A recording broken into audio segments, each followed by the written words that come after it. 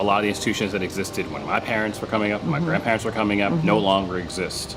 It makes you want to figure out, okay, how can I blaze and forge my own path and find support and a community around that, because the golden watch isn't going to be there for me in 30 years.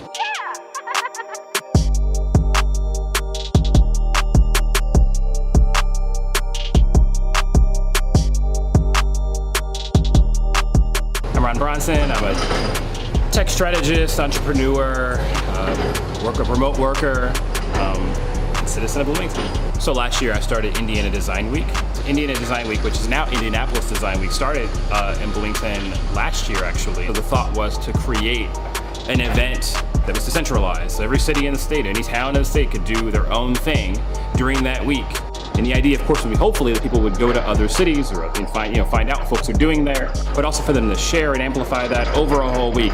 To sort of create this unified message around the country of like, oh, hey, really cool things are happening in Indiana in general, but also for those communities to recognize what was happening in their own towns. The mill is something I've talked about for a long time. The city community needing a centerpiece or some kind of sort of hub point to bring people who don't live here, who don't come to Indiana, who didn't go to IU, who are not from this region, to consider it as a place that they might want to live, work, and play.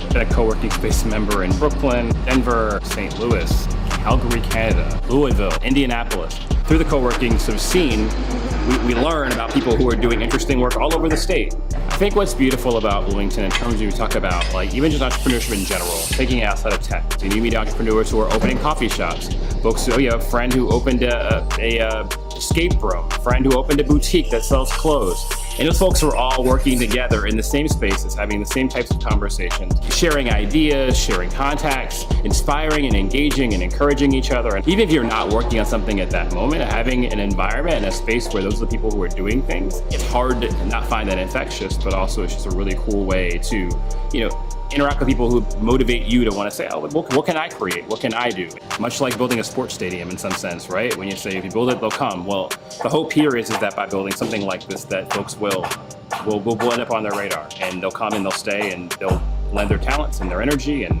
who knows what's next.